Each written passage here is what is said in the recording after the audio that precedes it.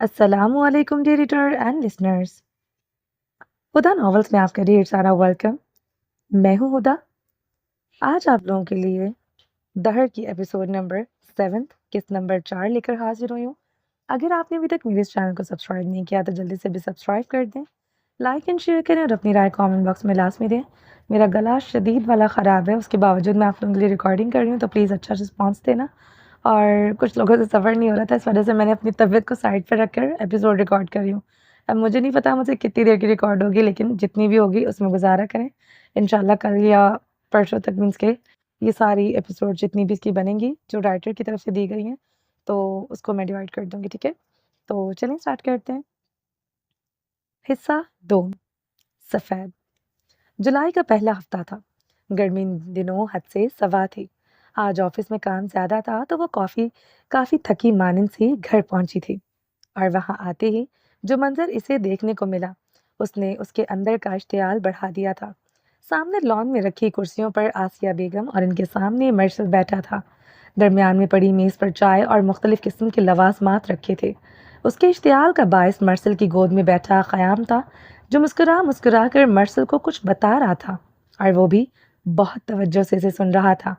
وہ پرس کی سٹرپ کو مٹھی میں بھینچے گاڑی سے باہر نکل کر ان کی طرف بڑھی۔ خیام نے اسے دیکھا تو فوراً مرسل کی گود سے اتر کر اس کی جانب بھاگا۔ مامی، وہ اس سے آ کر لپٹا تو مسکان کا چہرہ خود بخود مسکراہٹ میں ڈھل گیا۔ جھک کر خیام کو وہ خود میں بھینچا، اس کے ماتھے پر بوسہ دے کر سیدھی ہوئی اور اس کے بال سنوارے۔ کیسا گزرا میرے بیٹے کا دن آج؟ وہ اس کا ہاتھ تھامے آگے بڑھی۔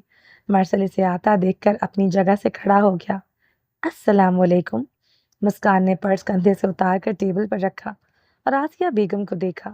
مرسل کو مکمل نظر انداز کر دیا۔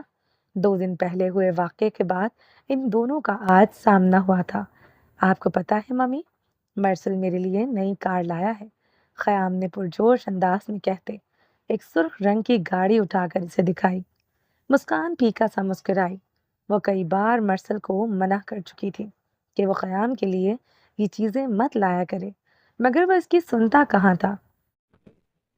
مسکان، آسیہ بیگم نے گلا صاف کیا، بیٹھ جاؤ، مرسل تم سے کچھ بات کرنے آیا ہے۔ مسکان نے جواباً آئیبرو چکایا جیسے کہہ رہی ہو واقعی؟ میں فی الحال بہت تھک گئی ہوں اماں، کسی سے بات کرنے کا دل نہیں چاہ رہا۔ وہ ایک اچٹتی نگاہ مرسل پر ڈال کر اپنا پرس اٹھا کر گھر کے اندر چلی آئی۔ لاؤنج میں آ کر پرس پٹکنے کے انداز میں صوفے پر پھینکا۔ عجیب گھٹن کا احساس ہونے لگا تو اسکارف سر سے اتار کر کندھوں پر پھیلا لیا۔ کچن میں جا کر پانی کا گلاس بھر کر ایک ہی سانس میں پی لیا، پھر خالی گلاس کاؤنٹر پر پٹک کر گہرا سانس لیا، اور تبھی اسے اپنے پیچھے کسی کی موجودگی کا احساس ہوا۔ وہ مڑے بغیر بھی جانتی تھی کہ وہ مرسل تھا۔ وہ اس کی آمد کو محسوس کر لیتی تھی۔ جس پر غصہ ہے اسی پر اتار لو، بے جان چیزوں کا کیا قصور ہے۔ وہ سینے پر بازو لپیٹے ڈور فریم سے کندھا ٹکائے کھڑا تھا۔ مسکان نے مڑ کر آئیبرو چکایا۔ تم یہاں کیا لینے آئے ہو؟ تم سے بات کرنے آیا ہوں، مگر مجھے نہیں کرنی، وہ تلخی سے بولی۔ اور میں نے تمہیں کتنی بار منع کیا ہے، خیام کے لیے کچھ بھی لانے کی ضرورت نہیں ہے تمہیں، اس کی ضروریات پوری کرنے کے لیے میں کافی ہوں۔ میں جانتا ہوں تم اس کے لیے کافی ہو، وہ آسودہ سا مسکرایا۔ آئی ایم سوری، اس کے الفاظ نے مسکان کو ساکت کر دیا۔ ڈیڈ نے جو کہا انہیں نہیں کہنا چاہیے تھا، میں نے ان سے بات کر لی ہے، وہ آئندہ تمہیں پریشان نہیں کریں گی، اس کی ضرورت نہیں ہے۔ تایا کو ویسے بھی اب کچھ نہیں کرنا پڑے گا۔ جب گلے میں گلٹی ابھر کر معلوم ہوئی، جب سب کچھ ختم ہونے والا ہے۔ اس نے بات مکمل کرنے کے بعد مرسل کو دیکھا، وہ خاموش تھا، مکمل خاموش۔ پھر وہ دروازے سے ٹیک ہٹا کر سیدھا ہوا اور اس کی جانب بڑھا۔ کیا ختم ہونے والا ہے مسکان؟ اس کی آواز میں کچھ تھا جس نے مسکان کی ریڑھ کی ہڈی میں سنسنی خیز لہر دوڑا دی تھی۔ اس نے تھوک نکلتے غیر ارادی طور پر قدم پیچھے کی جانب لیے تو اس کی کمر کاؤنٹر سے جا لگی۔ وہ اس کے سامنے آ کر رکا تھا، دونوں ہاتھ اس کے دائیں بائیں کاؤنٹر پر رکھے۔ کیا ختم ہونے والا ہے مسز مرسل؟ آخری لفظ پر زور دیا۔ مسکان کا گویا سانس تھم گیا۔ مرسل کی نگاہیں اس کے چہرے کے اطراف میں جھولتی سرخ لٹوں پر چند ثانیے کو ٹھہری، پھر اس نے ہاتھ بڑھا کر ایک لٹ کو اس کے کان کے پیچھے اڑسا۔ یہ تم کیا تمہارے لیے سب کچھ ختم کر دینا بہت آسان ہے؟ اس کی آنکھوں میں دیکھتے اب کہ وہ شکوہ کر رہا تھا۔ مسکان افرین کے سارے الفاظ اندر ہی کہیں دم توڑ گئے تھے۔ بتاؤ مسکان، کیا تمہارے لیے مرسل کو چھوڑ دینا بہت آسان ہے؟ ہمارے 9 سال سے قائم اس رشتے کو توڑنا بہت آسان ہے۔ مسکان کا دل ڈوب کر ابھرا۔ وہ بولی، کچھ نہیں۔ وہ بول پائی ہی نہیں کیونکہ میرے لیے تو آسان نہیں ہے، وہ شکستہ انداز میں کہہ رہا تھا۔ اور ایک بات یاد رکھنا مرسل، باران تم سے کبھی دستبردار نہیں ہوگا، کم از کم اس زندگی میں تو بالکل بھی نہیں۔ وہ کہتے ہوئے اگلے پل مڑا اور وہاں سے چلا گیا۔ مسکان اپنی جگہ پتھر ہو کر رہ گئی، ساکت، جامد۔ وہ یک تک اپنی ماں کا چہرہ دیکھ رہی تھی۔ سماعت پر ابھی تک یقین نہیں آ رہا تھا۔ یہ کیا کہہ رہی ہیں اماں؟ بہت دیر بعد اس کی پھنسی پھنسی سی آواز نکلی۔ سمیرہ بیگم نے کہا، گہرا سانس لیا۔ وہ ایزل کے کمرے میں بیٹھ پر اس کے سامنے بیٹھی تھی۔ آج صبح ہی رابعہ آئی تھی ایزل، اور تمہارے ابا سے اون کے لیے تمہارا ہاتھ مانگ کر گئی ہیں۔ ایزل کا دل ایک دم خالی ہو گیا۔ وہ یہ الفاظ تھے جو ساری زندگی بھی نہیں سننا چاہتی تھی۔ میں آفس کے کام کے سلسلے میں کچھ دنوں کے لیے لندن جا رہا ہوں، امید ہے واپس آنے کے بعد تمہیں خوشخبری سناؤں گا۔ اسے اون کے الفاظ یاد آئے تو یہ تھی وہ خوشخبری، اس لیے وہ اس دن اتنا مطمئن نظر آ رہا تھا۔ اماں، اس نے آگے بڑھ کر ان کے دونوں ہاتھ تھام لیے، ساتھ مسلسل نفی میں سر ہلانے لگی۔ میں اون بھائی سے کیسے؟ آپ جانتی ہیں وہ کیسے ہیں۔ آپ پھپھو کو منع کر دیں، میں اون بھائی سے شادی نہیں کروں گی۔ ایزل، سمیرہ بیگم نے اس کے سر پڑتے ہاتھوں کو دبایا، تمہارے ابا نے کل تمہاری پھپھو وغیرہ کو کھانے پر بلایا ہے اور تب انہیں جواب بھی دیں گے۔ اور وہ رکی تو ایزل کو ان کے اگلے الفاظ کا اندازہ ہو گیا تھا۔ اس کا دل ڈوب کر ابھرا۔ تمہارے ابا نے ان کو ہاں کرنے کا فیصلہ لیا ہے۔ اس کی سرمئی آنکھیں حیرت سے پھیلیں۔ کتنی ہی دیر وہ کچھ بول نہیں پائی، دکھ سے، صدمے سے۔ ابا ایسا کیسے کر سکتے ہیں میرے ساتھ؟ وہ اپنے ہاتھ پیچھے کرتی کھڑی ہوئی۔ میری زندگی کا اتنا بڑا فیصلہ مجھ سے پوچھے بغیر، مجھے بتائے بغیر کیسے لے سکتے ہیں؟ میں آئی تو ہوں تمہیں بتانے، اور کیا برائی ہے ان میں؟ خاندان کا سب سے قابل لڑکا ہے۔ حاشر بھائی کی موت کے بعد چھوٹی سی عمر میں اس نے ان کا بزنس سنبھال لیا تھا، اور خود دیکھو اس وقت وہ ماشاءاللہ خاندان کا سب سے امیر لڑکا ہے۔ سب اپنی بیٹیاں اسے دینے کو تیار ہیں، اور تمہیں تو شکر ادا کرنا چاہیے کہ تمہاری پھپھو نے تمہیں چنا ہے۔ ایسے امیر انسان سے اچھا ہے آپ مجھے کسی فقیر سے بیاہ دے اماں، مگر میں اس شرابی سے شادی نہیں کروں گی۔ ایزل، آپ جانتی ہیں مجھے وہ شخص ذرا بھی پسند نہیں مجھے۔ وہ ہمارے گھر آتا ہے تو مجھے گھٹن ہونے لگتی ہے، اور آپ چاہتی ہیں میں اپنی ساری زندگی اس کے ساتھ گزار دوں؟ ابا کو شاید لاڈلے بھانجے کی محبت میں کچھ نظر نہیں آتا، مگر میں اندھی نہیں ہوں۔ یہ کوئی بڑی بات نہیں ہے، سمیرہ بیگم نے سمجھانا چاہا۔ تمہیں اس کے شراب پینے سے مسئلہ ہے تو آج کل یہ عام سی بات ہے۔ ویسے بھی جب تم دونوں کی شادی ہوگی، اس پر ذمہ داری پڑے گی تو وہ بدل جائے گا اور یہ سب چھوڑ بھی دے گا۔ اس نے بے یقینی سے ماں کو دیکھا۔ آپ جانتے بوجھتے مجھے دلدل میں کیسے دھکیل سکتی ہیں؟ یہ اتنا بڑا مسئلہ نہیں ہے جتنا تم اسے بنا رہی ہو، اور تمہارے ابا فیصلہ کر چکے ہیں۔ تم جانتی ہو وہ ایک بار فیصلہ کر لیں تو کوئی اسے بدل نہیں سکتا۔ ایزل نے لب کچلے۔ دل تھا کہ ہر گزرتے لمحے کے ساتھ اتھا گہرائیوں میں ڈوبتا جا رہا تھا۔ وہ کیسے اس شخص کے ساتھ زندگی گزار سکتی تھی جس سے اسے اس قدر نفرت تھی؟ اماں، وہ ان کے سامنے گھٹنوں کے بل بیٹھ گئی۔ ایسا مت کریں میرے ساتھ، آپ مجھے کسی سے بھی شادی کرنے کا کہیں گی میں چپ چاپ کر لوں گی، مگر ایک وہ شخص نہیں۔ آپ پلیز ابا کو سمجھائیں، میں نے ہمیشہ ان کی باہر بات مانی ہے، کبھی اف تک نہیں کی۔ کہیں میرے ساتھ ایسا مت کریں۔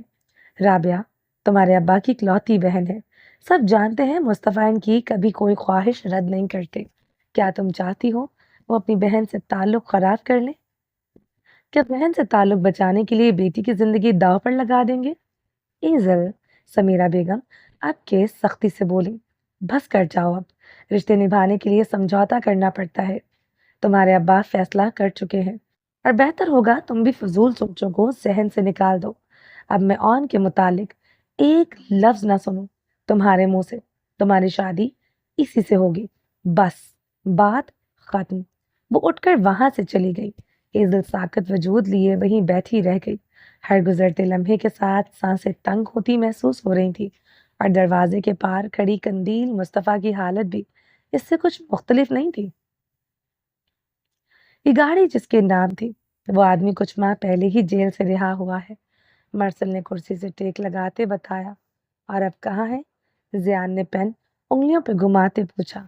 وہ اس وقت اس کے آفس میں موجود تھے۔ وہ پچھلے کچھ دن سے غائب ہے۔ کہاں ہے کوئی نہیں جانتا۔ اس نے کندھا اچکایا۔ پر تم فکر نہیں کرو، میں نے اپنے کچھ آدمی لگائے ہیں اس کے پیچھے، وہ جلد اس کا سراغ لگا لیں گے۔ زیان نے کچھ سوچتے ہوئے سر ہلایا۔ اب کیا تم مجھے بتانا پسند کرو گے وہ آدمی ہے کون، اور تم کیوں اس کی معلومات نکلوا رہے ہو؟ مرسل نے مشکوک انداز میں آنکھیں سکیڑی۔ نہیں، ہمیشہ کی طرح کھٹاک سے جواب آیا تھا۔ مرسل نے گہرا سانس لیا۔ اب اگر زیان نے ایک بار اسے نہ بتانے کی ٹھان لی تھی تو دنیا کا کوئی شخص اس فیصلے کو بدل نہیں سکتا تھا۔ زیان نے توجہ سامنے رکھی فائل کی طرف مبذول کی۔ وہ اس آدمی کا سراغ لگانا چاہتا تھا جس نے اس رات اسرا کو اغوا کیا تھا، اور اس کے لیے اس نے مرسل کی مدد لی تھی، مگر اسے اصل وجہ نہیں بتائی تھی۔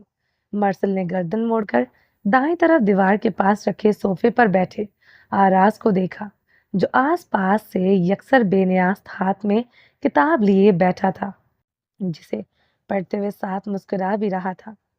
آراز، مرسل نے پکارا تو اس نے چونک کر سر اٹھایا۔ جہاں تک مجھے یاد پڑتا ہے تم یہ کتاب زیادہ سے زیادہ 2 دن میں ختم کر لیتے ہو۔ ایسا پہلی بار ہوا ہے جو تمہیں پچھلے 5 دن سے ایک ہی کتاب پڑھتے دیکھ رہا ہوں۔ خیریت تو ہے؟ مرسل نے جانچتی نگاہوں سے اسے دیکھا، جیسے کوئی اندازہ لگانا چاہ رہا ہو۔ آراز کی مسکراہٹ گہری ہوئی۔ بس میں نے سوچا اس بار آہستہ آہستہ ذرا دھیان سے پڑھ لو۔ جھوٹا، اسے کیا بتاتا کہ وہ اس کتاب کو ایک بار پڑھ کر اب دوبارہ شروع کر چکا تھا۔ مرسل نے اس کے ہاتھ میں پکڑی سبز جلد والی کتاب کو بغور دیکھا۔ چلو اچھا ہے، اسی بہانے عشق کا بھوت تو تمہارے سر سے اتر گیا۔ تبصرہ کیا، کس نے کہا عشق کا بھوت اتر گیا؟ آراز نے آئی برو چکایا۔ کافی عرصہ ہو گیا تم نے اس لڑکی کو ڈھونڈنے کی رٹ نہیں لگائی، اور ہو سکتا ہے میں نے اسے ڈھونڈ لیا ہو۔ اس کے چہرے پر شیطانی مسکراہٹ در آئی۔ کیا مطلب؟ تم نے اسے ڈھونڈ لیا تھا؟ بالکل۔ آراز نے کتاب بند کر کے ایک جانب رکھی، صوفے کی پشت پر بازو پھیلائے ریلیکس انداز میں بیٹھ گیا۔ وہ اتنا عرصہ ہمارے آس پاس تھی اور ہمیں پتہ ہی نہیں تھا، تم تو شاید اسے جانتے بھی ہوگے۔ کون؟ مرسل کے چہرے پر الجھن تھی۔ مسکان کی دوست، آراز نے مسکراتے ہوئے بتایا۔ فائل پر کچھ لکھتے زیان کی انگلیاں ساکت ہو گئی۔ اس نے اتنی تیزی سے گردن اٹھا کر آراز کو دیکھا کہ ہڈی چٹکنے کی آواز آئی تھی۔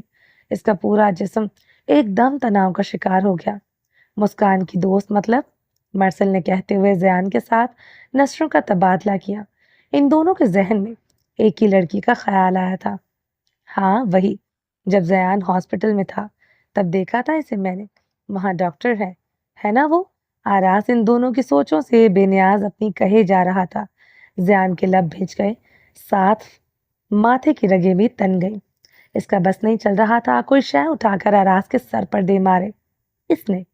اس سے پہلے وہ اسے قتل کرنے کا منصوبہ تیار کرتا، چٹخ کی آواز پر چونک کر اپنے دائیں ہاتھ کو دیکھا۔ اسے خود بھی اندازہ نہیں ہوا تھا کہ کب اس کے ہاتھ کی گرفت سخت ہوئی اور کب ہاتھ میں پکڑا پین 2 حصوں میں تقسیم ہو گیا تھا۔ شاید اس نے اسے آراز کی گردن سمجھ لیا تھا۔ پر تم نے تو کہا تھا اس کی آنکھیں سرمئی ہیں۔ مرسل کو اچانک یاد آیا۔ ہاں تو؟ آراز کے ماتھے پر بل پڑے، مگر اس کی آنکھیں تو۔ مرسل کچھ کہتے کہتے رکا۔ ایک دم دماغ میں کچھ کلک ہوا۔ تم مسکان کی دوست اسرا کی بات کر رہے ہو نا؟ تصدیق چاہی۔ کیا؟ آراز اپنی جگہ پر اچھل ہی تو پڑا تھا۔ وہ چنگیز خان کی بہن؟ تم نے ایسا سوچ بھی کیسے لیا؟ اس نے چھڑچھڑی لی۔ اس سے میں کیا میری 7 نسلوں میں بھی کوئی محبت کرنے کا نہ سوچے، وہ تو بات بعد میں کرتی ہے، دوسرے بندے کو ٹپکانے کے منصوبے پہلے تیار کر لیتی ہے۔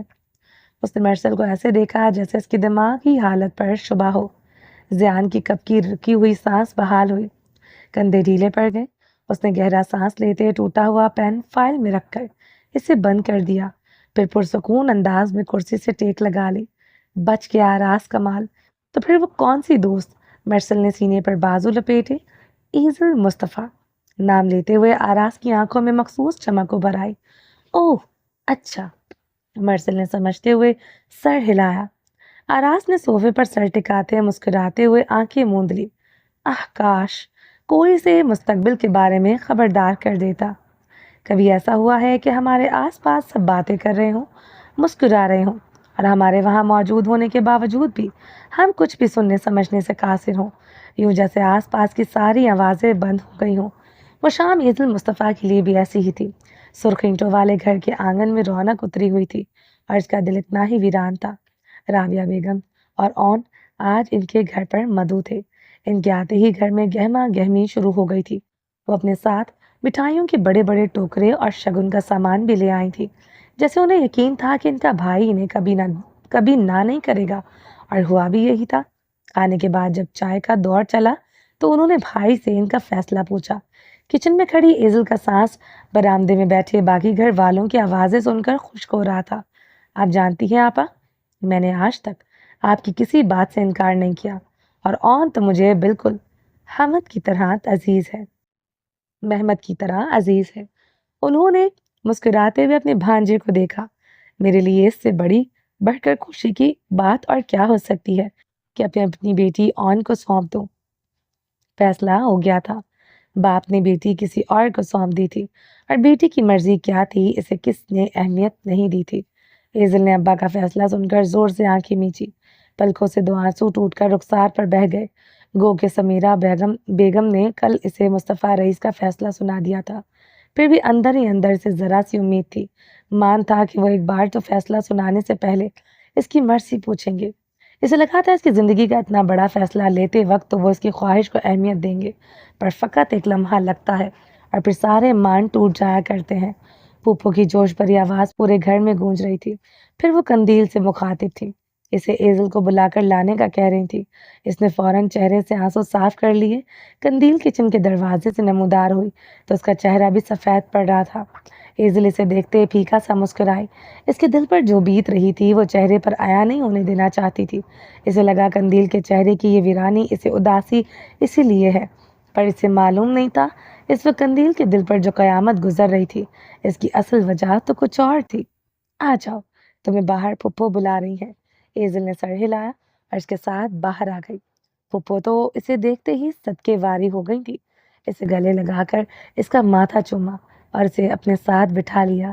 وہ اس سارے وقت میں نظریں جھکائے خاموش رہی۔ اسے آن کی نگاہیں خود پر محسوس ہو رہی تھی، مگر اس نے سر نہیں اٹھایا۔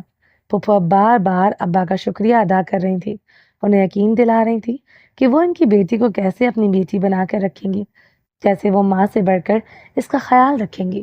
پھر انہوں نے اپنا پرس اٹھایا، اس میں ایک سیاہ رنگ کی ڈبیا نکالی۔ اگر تم اجازت دو مصطفیٰ تو میں اپنی بہو کو نشانی ڈال دوں۔ بھائی مجھ سے تو اب انتظار نہیں ہو رہا، میں تو جلد ایزل کو بیاہ کر اپنے گھر لے جاؤں گی۔ پھپھو مسکرا رہی تھی اور ایزل کی سانس ہر گزرتے لمحے کے ساتھ تنگ ہوتی جا رہی تھی۔ لب بھیجتے بمشکل آنسو پر ضبط کیا۔ مصطفیٰ نے اجازت دی تو پھپھو نے ڈبیا سے ایک سرخ رنگینے والی انگوٹھی نکالی، پھر کچھ سوچتے ہوئے آن کو دیکھا۔ آن بیٹا، آؤ تم خود پہناؤ یہ انگوٹھی ایزل کو۔ ایزل نے اس سب میں پہلی بار نظر اٹھا کر آن کو دیکھا۔ وہ مہم سا مسکرا رہا تھا۔ پھر اس نے اپنی ماں باپ کو دیکھا، وہ بہت خوش دکھائی دے رہے تھے۔ اس کے گلے میں پھندا سا اٹک گیا۔ دل چاہا وہ چیخے چلائے، انہیں بتائے کہ وہ اس شخص سے شادی نہیں کرنا چاہتی، انہیں بتائے کہ وہ اس رشتے کے لیے راضی نہیں ہے، پر وہ کچھ بول ہی نہیں پائی۔ ماں باپ کی خوشی کی خاطر اس نے اپنی خوشی قربان کر دی۔ اماں نے کہا تھا رشتے نبھانے کے لیے سمجھوتا کرنا پڑتا ہے، اس نے آج اپنی زندگی کا ہی سمجھوتا کر لیا تھا۔ پھپھو اپنی جگہ سے اٹھی تو آن اسی جگہ پر آ کر بیٹھا۔ اس کے عقب میں وہ نامحسوس انداز میں اسے ذرا دور کھسکی آن نے اگر غور کیا بھی تھا تو بھی اس کی مسکراہٹ میں کوئی فرق نہیں آیا تھا۔ اس نے ہاتھ آگے بڑھایا تو ایزل نے اپنا لرزتا ہاتھ اس کے ہاتھ میں دے دیا۔ آن نے اس کے ہاتھ کی تیسری انگلی میں انگوٹھی ڈالی۔ انگوٹھی کا سائز چھوٹا تھا، وہ اس کی انگلی میں پھنس گئی تھی، مگر آن نے پرواہ کیے بغیر وہ اسے مشکل سے صحیح مگر پہنا ہی دی تھی۔ اس کی جلد چھل گئی تھی، منہ سے ایک سسکی نکلی جو سب کو مبارکباد دیتی پھپھو کی آواز کے باعث کسی کو سنائی نہ دی۔ آن نے ایک لمحے کو اس کا ہاتھ دبایا تو اس کی طرف مڑ گئی۔ بہت مبارک ہو، وہ مدھم آواز میں بولا اور اس کا ہاتھ چھوڑ دیا۔ ایزل نے سائیں سائیں کرتے ذہن کے ساتھ نظر جھکا کر اپنے ہاتھ میں پہنی انگوٹھی کو دیکھا، اور یہ وہ لمحہ تھا جب وہ جان گئی تھی کہ اس نے غلط شخص کے ساتھ سمجھوتا کرنے کا فیصلہ کر لیا تھا۔ چلیں جی، باقی کا نیکسٹ ایپیسوڈ میں کنٹینیو کریں گے۔ میرا گلا اس وقت شدید خراب ہے، اس کے لیے معذرت، لیکن میں نے تھوڑی سی ایپیسوڈ ریکارڈ کرنے کی کوشش کی ہے، وہ بھی کچھ پیسز میں ریکارڈ ہوئی ہے تو مجھ سے بولا نہیں جا رہا۔ دعا کریں میرے لیے، انشاءاللہ میں جلدی جلدی آپ لوگوں کے لیے ریکارڈ کروں۔ اپنا ڈھیر سارا خیال رکھیے گا، دعا میں یاد رکھیے گا۔ ملتے ہیں نیکسٹ ایپیسوڈ کے ساتھ، تب تک کے لیے اللہ حافظ۔